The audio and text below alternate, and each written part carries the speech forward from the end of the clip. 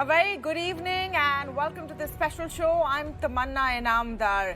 It is a historic day for the United Kingdom, but it's also one of the biggest news stories here in India.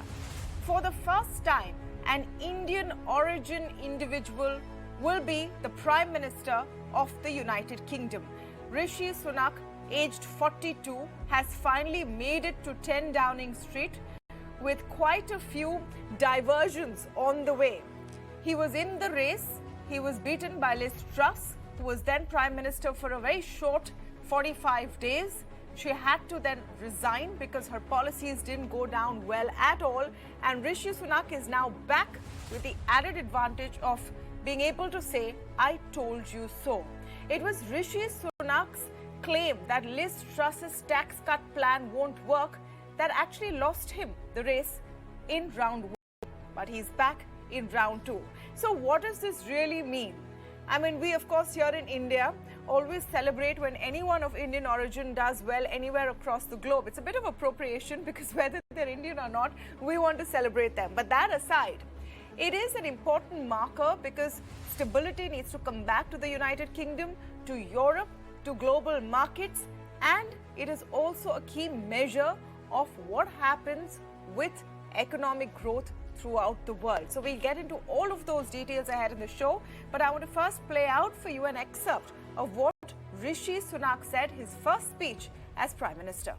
I've just been to Buckingham Palace and accepted His Majesty the King's invitation to form a government in his name. It is only right to explain why I'm standing here as your new Prime Minister. Right now, our country is facing a profound economic crisis. The aftermath of COVID still lingers. Putin's war in Ukraine has destabilized energy markets and supply chains the world over. I want to pay tribute to my predecessor, Liz Truss. She was not wrong to want to improve growth in this country. It is a noble aim. And I admired her restlessness to create change. But some mistakes were made. Not born of ill will or bad intentions.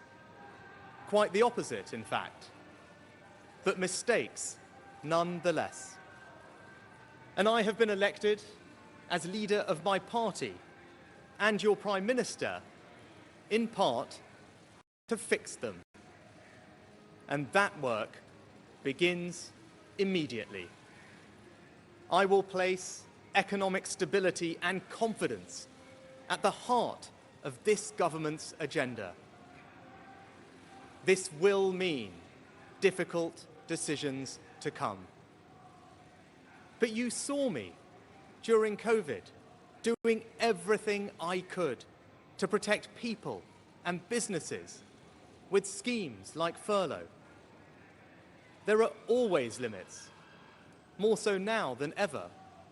But I promise you this, I will bring that same compassion to the challenges we face today. The government I lead will not leave the next generation, your children and grandchildren, with a debt to settle that we were too weak to pay ourselves. I will unite our country, not with words, but with action. I will work day in and day out to deliver for you. This government will have integrity, professionalism, and accountability at every level. Trust is earned, and I will earn yours. All right, to speak more on all of these different dimensions, I'm joined today by Ajay Bagga, Chairman of Elements Platform and Market Expert.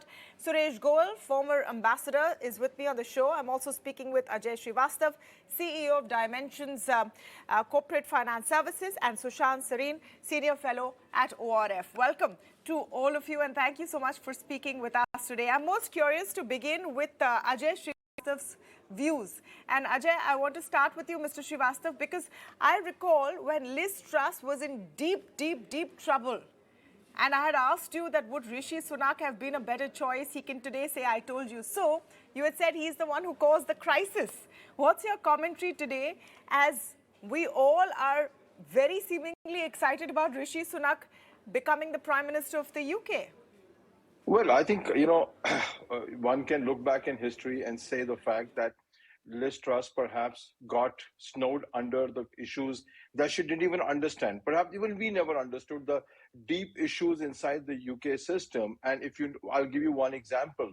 Who ever thought that a UK pension funds were leveraged to the hilt to juice up the yields because the interest rates were low? Who ever imagined? Can you imagine a PF trust in India or an EPF borrowing billions and billions of dollars to juice up the returns? Can you just imagine? That's what one of the things which came out in the crisis of Liz Truss was that. Number two is sheer lack of control over what's happening there. There was, and let's not get very carried away with the Indian term. You saw what the Home Secretary, who's also of Indian origin, from Goa, said about Indian migration and what they need to control. Having said that, I think the key lessons here for UK, Italy, China, three developments taking place at the same time are as follows.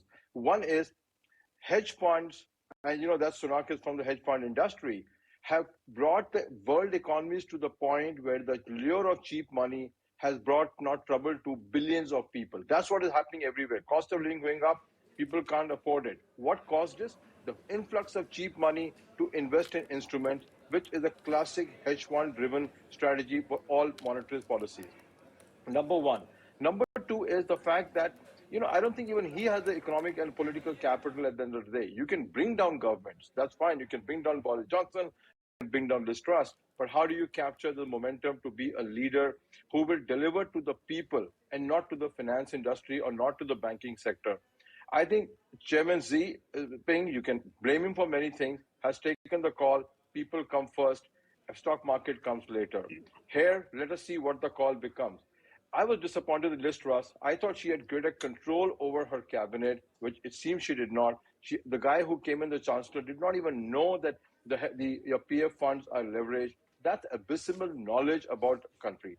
So, well, yes, I thought they will give her a chance. She had the good ideas. But you know how the finance industry works. We want our own man there.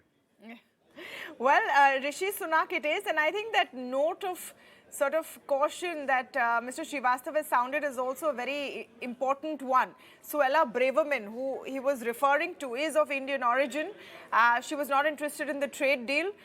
She made some quite appalling comments about Indians' visas and on immigration. So it's not necessary that anyone of Indian origin is immediately our friend. Ajay Bagga, nevertheless, today is the day for all those WhatsApp forwards and memes and talks about reverse colonialism. What does it actually mean for Rishi Sunak? No, nothing at all. You should not expect anything. If anything, they have to be stricter with India to prove their local credentials. He has shown political immaturity in two ways. One was keeping his green card, which was legally okay politically. Boris Johnson bailed him out. Second, his wife kept a non-domiciled status. Again, it did not go well with the political, situation, and he got bailed out. He was lucky. So we'll have to see what he brings to the table. Good thing is it's a technocrat. Bad thing is it's one more Goldman Sachs alumni on top and first time as a prime minister. A lot of challenges. What he brings to the table, if he is very consensual, he consults with the Bank of England, consults with the Office of the Budget.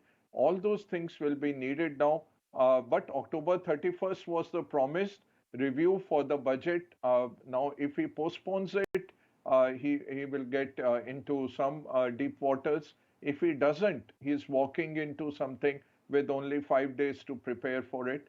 So a lot of questions, Tamanna. I would not be at all linking India to it. I don't expect any favorable treatment to India from his appointment as such. We have seen that earlier, the Home Secretary that you mentioned, even before her, Preeti Patel was of Indian origin. We didn't get anything from her at all. So they prove their credentials. The second part is the UK economy is in doldrums. It is in a very tight spot. Fiscal deficit is very high. It will probably cross 8% this year. Current account deficit, because you moved out of one of the biggest blocks in the world with Brexit without any way of making up for it. And the progress has been very slow with unilateral FTAs. So they are in trouble on the trade front also. Third is foreign investments are drying up. Foreign investors are not willing to treat it like a G7 country, given the state of its finances and the politics. The political discount factor of Liz Trust was about 20 billion pounds. How was that? That was the excess borrowing cost with the yields going up. That has come down to zero. So Rishi has brought that to the table. All the very best to him. But India is prematurely celebrating nothing for us. Very difficult task and no easy way to bridge the gap. You have a cost of living crisis for the Yes. large portion of population, a 30% lead with the Labour Party over the Conservatives. That's why they want a general election. So survival, stability, sanity, these will be the mantras that he'll bring to the table. Don't expect any fireworks. Don't expect any fireworks. I mean, already the jokes have begun about how long Rishi Sunak will last. But today is truly his day in a sense. Sushant, Sareen, did you see Rishi Sunak back in the race and what it will actually mean? I mean, I know we're saying that he's not an Indian citizen. So, he may be of Indian origin. But his father-in-law has founded one of our largest companies. There is definitely a connection there. He's very, open about how he celebrates his faith, etc. Do you think that's going to help in any real terms? Because what do we really need from the UK, from the Indian perspective? We need them to finalize that trade deal, the deadline of which was Diwali. But Tamanna, who's more desperate for the trade deal, India or the UK? So the question is that the trade deal is all set and ready. But if you have, some people who think they are more white than the whites, and they need to do this virtue signaling to prove their credentials, as somebody was mentioning, then good luck to them. India doesn't need UK as much as the UK needs India, right? One. Secondly, it's all very well. Remember, the Conservative Party is a party of billionaires anyways. So it's all very well to take pot shots at Rishi Sunak for his wife's fortune and, whatever else he has done or he's achieved. But I wonder if all those issues would be raised if he was not brown, but he was white. So there is racism at play. And the first round, he did not make it because racism came into full play. This time around, they desperately needed him because Liz Truss messed up big time. And Boris Johnson before her had messed up big time. With fiscal profligacy, and now they need to calm. Now you can say whatever you want to say about the markets. If the markets are that irrelevant, or the financial world or financial industry is that irrelevant, then feel free to cock a snook at them, and then pay at your own peril. And one of the reasons why Sunak has been brought back is because it's the economy stupid. It's as simple as that. Now, of course, people can keep going on in raptures about, the fact that multicultural Britain, which is all hogwash, right? Because if it was so multicultural, Rishi Sunak was a better candidate even last time around. And yet... It is astonishing. It is astonishing that he has made it to the top post. And it, Yeah, it is a reflection of the diversity in their politics, in their public life, and in their culture. I mean, we have to admit that. let's not make too much of it. When it came to making him the prime minister, the reason why he lost the last election because the traditional conservative vote bank was not ready to vote for him. Uh, Even though he was the better candidate, but this time around they probably had no choice. Just one more point, Tamanna. The issue is not whether he will do good by India. He is not India's prime minister. He's not an Indian. He's a British guy. The one thing which goes in his favor is that he is not ashamed of his heritage. He wears it as a badge of honor, unlike most other people of Indian origin who tried, you remember that clown Bobby Jindal and some of these others in America who try and do virtue signaling, try and act more white than the white. He doesn't pretend all of that. So the issue is not whether he'll do something good for India. The issue is whether he'll do something good for Britain and not do something bad against India. And I think on that, he is sensible enough to not do something bad against India or not carry this chip on his shoulder that he must show that he is actually a Britisher and, diss India so that he can prove his credentials. I don't think he's going to do that, which is a good thing for us. We want to deal with Britain as equals. We want to deal with them as two sovereign countries should deal with each other. We are not seeking any favors from them. They are not in a position to give us any favors. But if they don't harm our interests, that is good enough. And one last point. A lot was said about Priti Patel, the Home Secretary. To be honest, people who know what was happening behind the scenes will tell you that Priti Patel tried very hard, when it came to things related to India, of India's interests, which are also in Britain's interest. Again, it was the racist British bureaucracy and the Foreign Office, which actually continued to put spokes in the wheel. But, this, you have to know what was happening on the inside to understand how exactly she was stymied and not allowed to deliver on some of the things which she was talking about. I think the excitement about Rishi Sunak is not so much that he, as the Prime Minister of the UK, will grant special favors to India or do something good for India or not harm India. I think it's just about seeing someone who looks like you in the top post of UK's politics. Maybe that's a part of the excitement, and there's really no logic to it. Ambassador Goel, you want to just come in on this aspect? Is how we feel proud when Sundar Pichai heads Google, or, you have all of these big multinational companies going in for Indian origin CEOs, as we're basking in a little bit of that reflected glory that maybe we say, share the same gene pool. Yes. But beyond that, there isn't really much to it, is there? Absolutely, Tamanna. The fact, I was reading an article just before I came on to this discussion.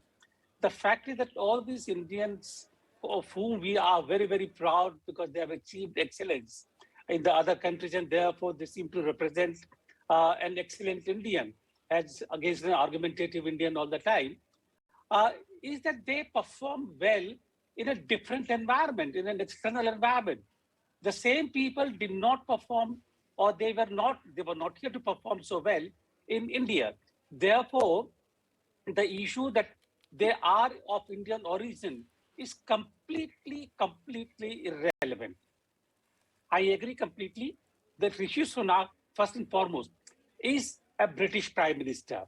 In fact, his being of Indian origin, which is again being debated because Pakistani media has already begun to suggest that he's actually of Pakistani origin, but that's a very detailed kind of a thing. The fact is that he's being labeled as a person of Indian origin, or even as somebody who's wearing his being a Hindu as a badge of honor, can make his job that much more difficult, because the Conservative Party, of which he's a member, is going to judge his every step on the basis whether he is more Indian than British or he's more British than Indian. He's going to be tested at every step, number one. Number two, please remember that in the last elections, Liz Truss beat him for one simple reason. When the chips fell down, he was still not considered British enough by the members. Therefore, but now that he's a prime minister, at every step of the way, he will have to gain the trust and confidence of the Conservative Party, to keep them aligned to him. Number three, uh, the conservative, uh, even though the difficulties are economic, but he will not be able to perform any better than Liz Truss if the conservative, if he does not have the trust of Conservative Party. Therefore, his first step is going to be really to win the confidence and trust of the Conservative Party. And in that process, his, his image of being a Hindu will not really work in his favor. And one last point, we celebrate every time that an Indian comes, but we completely forget that he is not an Indian, he is a British. And therefore, if he has to take a decision where there is a contest between Indian interest and the British interest, he will have to play for the British interest, not the Indian interest. As the Prime Minister of that country. It would be bizarre to expect him not to put, his nation's interest at the top. Let's come to the path ahead. In his opening comments, Rishi Sunak spoke about difficult decisions which will have to be made. And that's, I think, the key word. Ajay Srivstava, what could be these difficult decisions? One is, of course, that what will do the energy cost? Will it be passed on to the people and therefore their cost goes up by 3 times?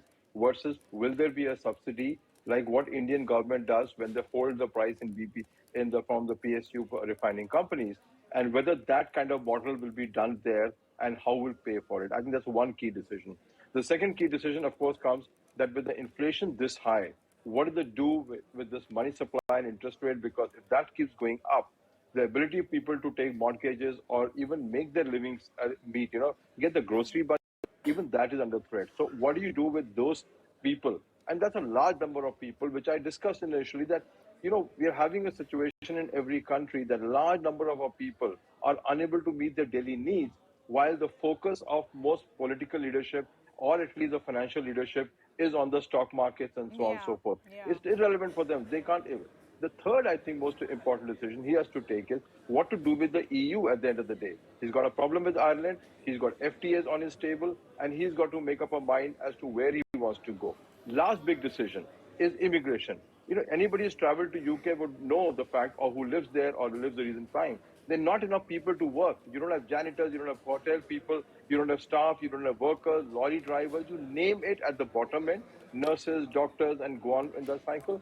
So you can say, I will have a strong immigration policy, but you need to have people at the end of the day. But having said that, even we also get jingoistic. Like I just heard, we don't need UK needs us. That, I think that both sides doesn't work well. We need each other to get trade to go up. It's not about you need me more, I need me. India needs everybody much more than anybody else.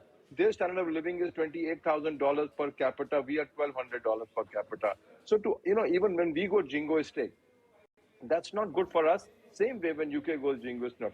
So those 4 decisions, I think, would dictate his political fortune and how the economy goes at this point of time. Let me get Sushant to respond to what you're saying. And Ajay Srivastava, I find it very interesting that as someone who lives and breathes stock markets, you're talking about how the new UK Prime Minister has to first make sure there's food on the table for his people, that the energy costs can be managed rather than just keeping markets happy. So that's some perspective there. Sushant, you want to respond to some of the points Mr. Srivastava made? Yeah, to be protecting India's interests is not to be jingoistic. Both countries negotiated a deal. They only had to append the final signatures. More or less, it was a done deal. And then you have, this woman who's pretending to be something she's not, talk about immigration and saying that she won't let it through. And if they want to blow the deal, or they want a deal which is entirely in their favor and is not an equitable deal, it's in that context I said, well, I'm all for a trade deal. But to say that, okay, fine, Ji Hazur, my Baap Sarkar, because you were my colonial master, and I will agree and sign on the dotted line, whatever you want, I have no interest. I'm not going to do that. Because when it comes down to, the negotiating powers of both countries, it's in that context I said, who needs the deal much more? India has a lot more going for it worldwide than the Brits have, who walked out of, EU out of their own hubris and their own colonial nostalgia and what have you. So they need the deal. And if they want a deal on the basis of how they handled the economy in the colonial times with India, they're not going to get it. It's as simple as that. Now, if you think that is jingoistic, good luck to you. I don't think it is jingoistic. I think it is India trying to protect its own interests. The fact is, right now, I mean, Suella Braverman was in no position to push the deal. That government was in no position to push the deal. They've had 3 prime ministers in 7 weeks. So first, they have to get their house in order. Ajay Bagga, that will be the focus before any other kind of deal. That was first fix what's happening domestically. Yeah, that's something they have messed up since early 2020 when they moved out formally from the European Union trade bloc. And the progress has been very slow. So right now for him, the issue is the cost of living crisis. There is no easy fix. The issue is the fiscal deficit, the current account deficit, which is because of the trade deficit, how to keep the borrowing costs of the government down. The energy subsidy is calculated at about 100 billion pounds over the next 1 year if it stays at the levels where it is. If you don't subsidize your small scale industries and your households, you will have people freezing to death in the winters. So it's a very stark issue for him. There are no easy ways. Liz Truss unfortunately went into a trickle-down economics. She thought herself as a Thatcherite, but she got no chance with the people, and she had to be booted out. Now for him, he's learnt that lesson. I'm not expecting anything. If he's a steady Eddie for the next 6 months, that will be the best. Markets are stable today. The borrowing costs are stable. There's a mortgage crisis where mortgage lenders have pulled out because even after the government yields have gone down post Jeremy Hunt coming in and moving out most of Liz Truss's measures, still the mortgage lenders have not re-entered the market. So there is an issue. The mortgage Absolutely. rates have gone up. I think those need to be addressed. I think he'll be more into what can be done for the bottom half of the population rather than balancing his budget right now, but keeping an eye out that the foreign investors are very much up in arms against any unfunded spending. So he'll have to make some cuts somewhere at least to fund his welfare measures. To take care of the people, he has to explain how he's putting forth these welfare measures and how he'll pay for them. He can't do another trick. He doesn't have much time to get that kind of confidence. It's a tough time ahead for Rishi Sunak, but of course we wish him all the luck. Thank you so much to all of you for joining us today on this special discussion.